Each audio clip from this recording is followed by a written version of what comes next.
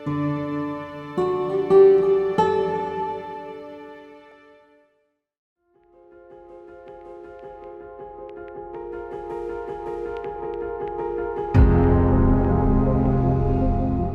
वक्त दुनिया की ठवारने का ऑर्डर मिले तो दुनिया नहीं उठना चाहती थी। दुनिया पता है कि भाई झूठ बोल देना नहीं उठना। भाई भाई से दूर हो गया, जो समुदाय थे वो भी अलग अलग जगहों पे चले गए। रास्ता तो लेना क्या है कि आइलैंड के बीच रह सराउंडेड में ही हमने रहना है। हमें पढ़ने का शौक है पर ज़्यादातर तूफान वगैरह पड़ते हैं तो हम जा नहीं पाते। देखो जी, तकलीफें हैं, आने जाने की कुछ सुविधा नहीं, रोशनी की कुछ सुविधा नहीं।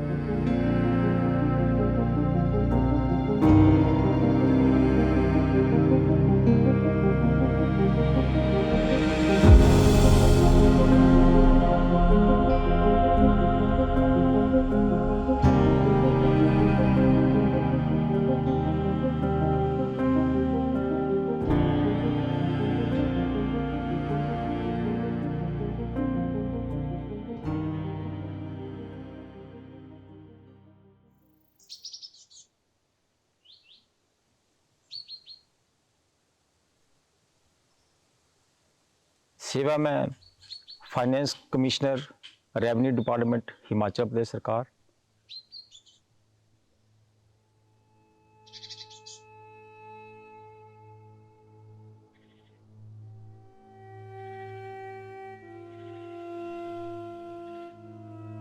मेरा नाम रविंदर कुमार मेहरा है और मैं हिमाचल प्रदेश के कांगड़ा जिले के दमेटा गांव का रहने वाला हूं।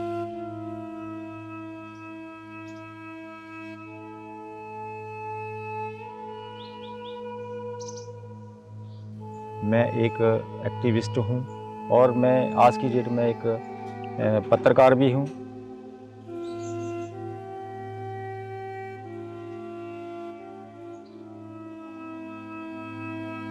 हमारा जो एनजीओ जो है वो एक पर्यावरण, पानी के ऊपर और समाज के हित के लिए कई प्रकार के हम लोग काम करते हैं।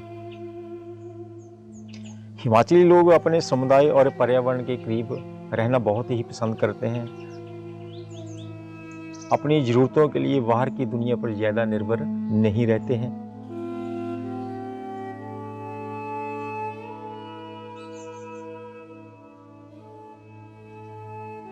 हमने बुजुर्गों से अपने गांव के बारे में कई कहानियां सुनी हैं।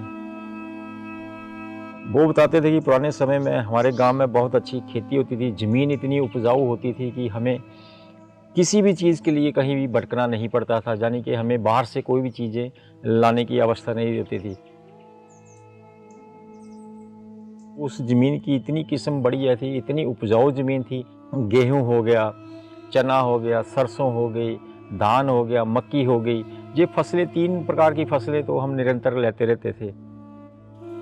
सबके घरों में पशु होते थे और उनके चरने के लिए घासनियों की ज़मीन की कोई कमी नहीं थी।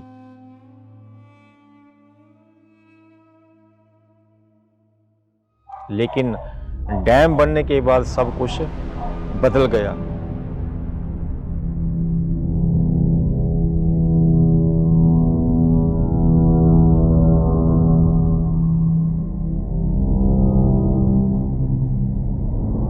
हम भी छोटे थे जिस वक्त से काम चला शुरू हुआ ना, तो ऐसे बोलते कि जहाँ डैम बनेगा, तो हमें नहीं पता डैम किस चीज़ को बोलते हैं और क्या होता है। तो ऐसे अपने माँ बापों को बोलना कि हाँ भी घाटी जाएंगे, तो ऐसा होता है बड़े जोरदे इलाके होते थे, पता नहीं क्या लगाते हैं, जिस तरह उन्हें पहाड़ों को गिराते हैं ना, तो उधर की आवाज़ इधर आ जाती है। फिर देखा ही नहीं, फिर तो डैम बन ही चुका था। जिस वक्त दुनिया की ठवारने का ऑर्डर मिले तो दुनिया नहीं उठना चाहती थी। दुनिया पता है कि भाई झूठ बोल देना नहीं उठना। तो जिस पर आप गए ना देखना, जो ऊंची दे पानी उधर गए, उसके नीचे जाते ना तो बहुत गहरा पानी, उसमें घर थे बड़े बहुत सारे का। तो जब जिस वक्त पानी उन्होंने छड्या ना, तो हम भी देखने उधर गए, तो लोगों ने ऐसे नस भज कर रहे थे। तो के बोलते सा कि आप लोग इधर क्यों आ रहे हो देखने, ये पानी आपके घर तक कर आएगा। ला ऐसे चूस उड़े मारे घर तक इधर कर नहीं आ सकेगा। ला दिख दिया तो सारा इधर का पानी आ गया, जो बनना लिया था ना पूरा पानी आ गया। तो दुनिया की अंदर बाहर टट्टी जाने की जगह नहीं थी रही, रास्ते में लोग भी इतनी तंगी आई है। जिन्हों को पैसे मिले वो तो उठी है, कई लोग एक दूए का घर रहना लगी पे, नीमत पे मकान बनाने दी, जमीन लैन दी नीमत पे गरीबां की। वो तो ऐसे रे तुआ अब तक भी लोगों ने मकान नहीं डाले। जो उधर देखे होंगे मकान, वो लोग दूसरों की जगह में ना रहते हैं।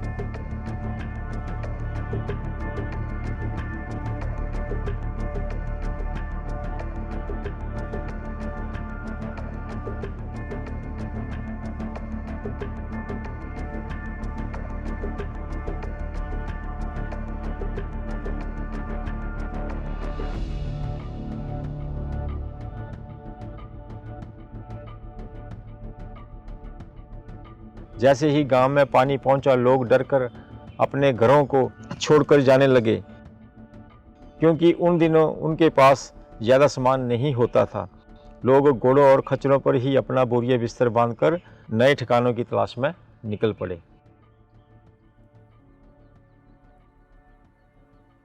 भाई भाई से दूर हो गया, जो समुदाय थे वो भी अलग अलग जगहों पे चले गए।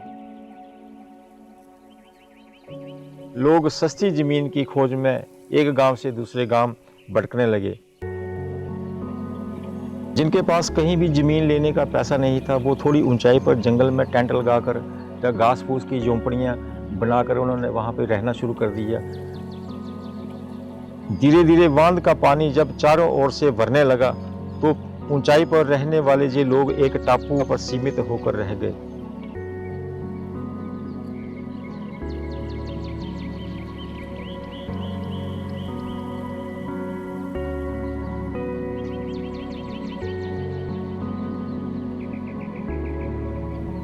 बीबीएमबी ने कुठेड़ा के असहाय लोगों को अपने रिस्क पर उस टापू पर रहने के लिए छोड़ दिया। कल को अगर डैम के पानी का स्तर बढ़ा तो ये टापू डूब भी सकता है।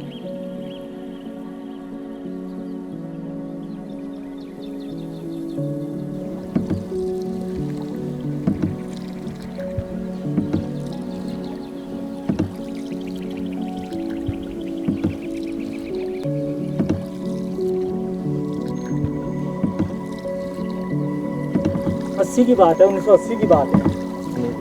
जब बाबू डैम बना है, हमारे दादाजी थे, उतना के कलाम मिला तो घर का गुजारा भी बड़ी मुश्किल से हुआ। तब से नीचे से उठे, हम ऊपर आकर बैठ गए।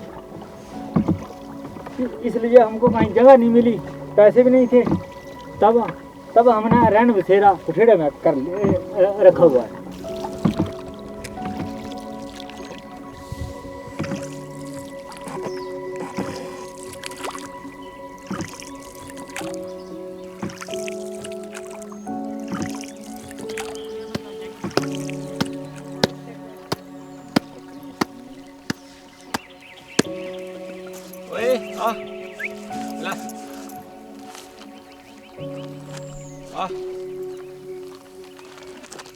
शुरू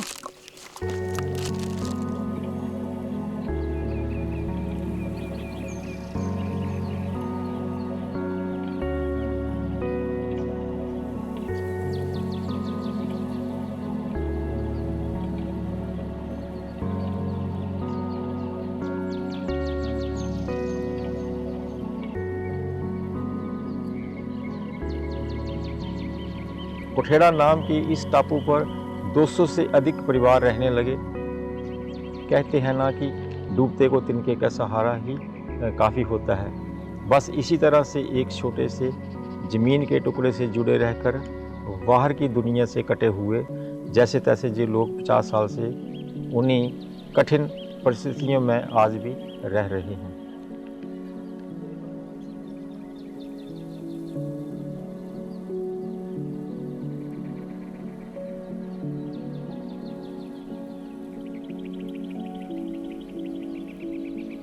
पैरों तले ज़मीन तो थी, मगर क्या जीने के लिए सिर्फ ज़मीन काफ़ी हो सकती है? घर का राशन पानी तो खेती से आता था, जो कि अब डूब चुके थे।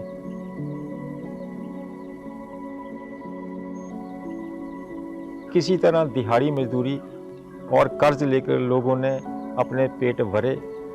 बाकी मूलभूत सुविधाएं जैसे कि बिजली, पानी, स्कूल व अस्पताल उन तक कभी नहीं पहुंच पाए।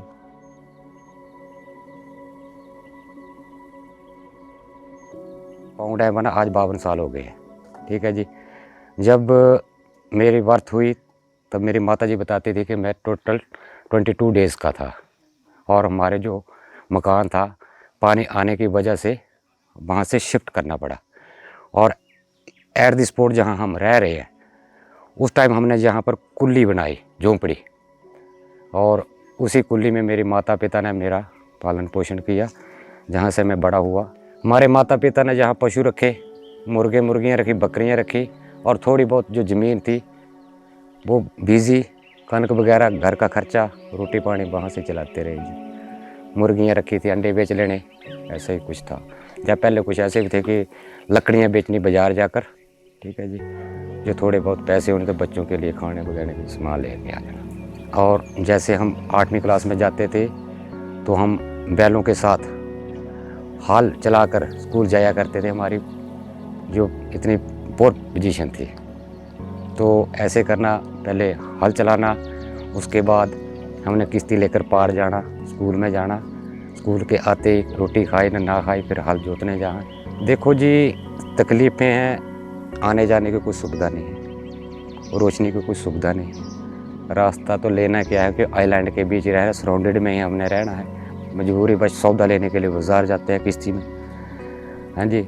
तो कोई बीमार हो जाता है, आधी रात को बीमार हो जाता है, अंधेरे में किश्ती लेके जाते हैं। कई बार हमने जाना धमेटा होता है, क्योंकि फोकस पॉइंट नहीं होता बंदे का, अंधेरे में नाव कहीं भी जा सकती है, तो हम इधर उधर ही भटक जाते हैं 2-2 घंटे। कई बार बीमार बंदे को लेकर हम इधर के उधर भी डिसमाइंड हो जाते हैं। चलो हमारी ज़मीनें ले ली, ठीक है, अगर उनके परिवार को, जैसे हमारे पुरखों के परिवार, जैसे मेरे पिता हैं, किसी बच्चे को भी अगर कोई नौकरी मिल जाती तो शायद आज हम इस अंधेरे में, हमारी भी कोई बात नहीं, हमारे बच्चों के बारे में भी जो अंधेरा है आगे, उससे हम शायद हम बाहर निकल जाते, बट ऐसे कुछ नहीं हुआ। जो ज़मीनों के पैसे मिले, 200-250-300 रुपये बताते थे हमारे पिताजी, ठीक है जी, उनसे ना तो ज़मीन खरीदी जा सकती थी, ना मकान बनाए जा सकते थे।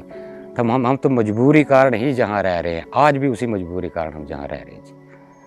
तूफ़ान में हम कई बार स्कूल नहीं जा पाते तो बड़ी ज़्यादा मुश्किल होती है, और हमें पढ़ने का शौक़ है, पर ज़्यादातर तूफ़ान वगैरह पढ़ते हैं तो हम जा नहीं पाते।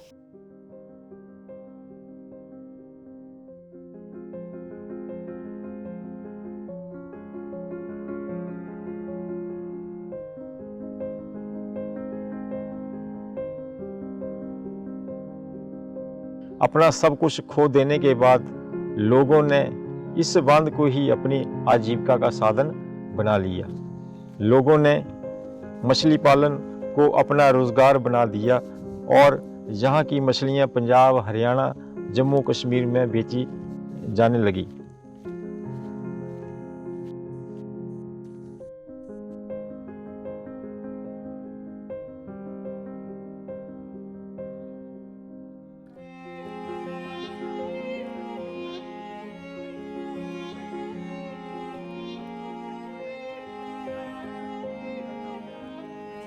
गर्मियों के मौसम में जब डैम के पानी का स्तर कम हो जाता है और उनके खेत पानी से बाहर आ जाते हैं, तो ये लोग उस पर खेती कर लेते हैं।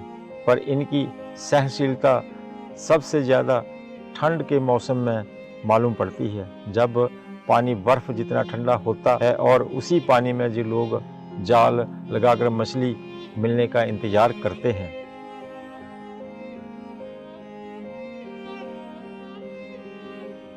अगर सरकार इन्हें मुआवजे के रूप में कहीं ज़मीन या कोई नौकरी दे देती तो ये आज उन परिस्थितियों में रहने को मजबूर नहीं होते।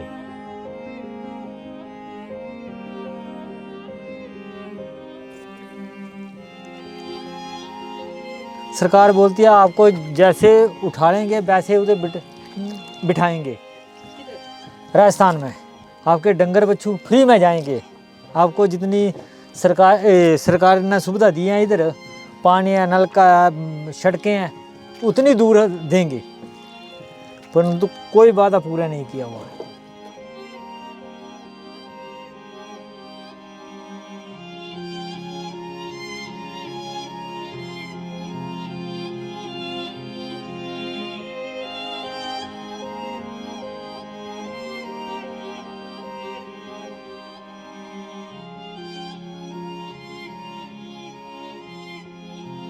कांगड़ा की वादियों से 600-700 किलोमीटर दूर बीकानेर, बाड़मेर और गंगानगर के दूरस्थ इलाकों में जाने से हफ्ता भर लग जाया करता था। मजबूरन कई सारे लोग चले भी गए, मगर उनमें से बहुत सारे वापस आ गए। उन्हें वो वातावरण और रहन सहन सूट नहीं किया, ना ही वहाँ के समुदायों ने उन्हें स्वीकार किया। कुछ लोगों को तो मार पीट कर भी भगा दिया गया। इसी डर से कुछ औस्ती जिन्हें ज़मीन अलॉट हुई थी, वो ज़मीन बेहद सस्ते दामों पर औरों को बेच दी। ये देखकर राजस्थान सरकार ने लगभग 7,000 अलॉटमेंट कैंसिल कर दिए।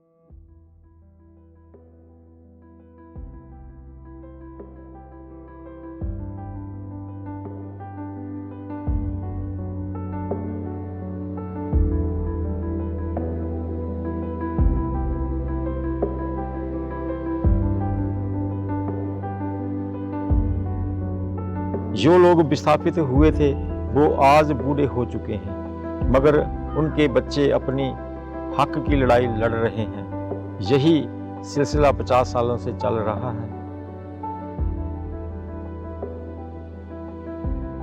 प्रोग्रेस और डेवलपमेंट के लिए दुनिया तो बस टैक्स देती है, पर उन्होंने एक अच्छे जीवन की कुर्बानी दी है। और ये तो बस एक प्रोजेक्ट की बात है। हिमाचल में ऐसे कई प्रोजेक्ट और कहानियां हैं।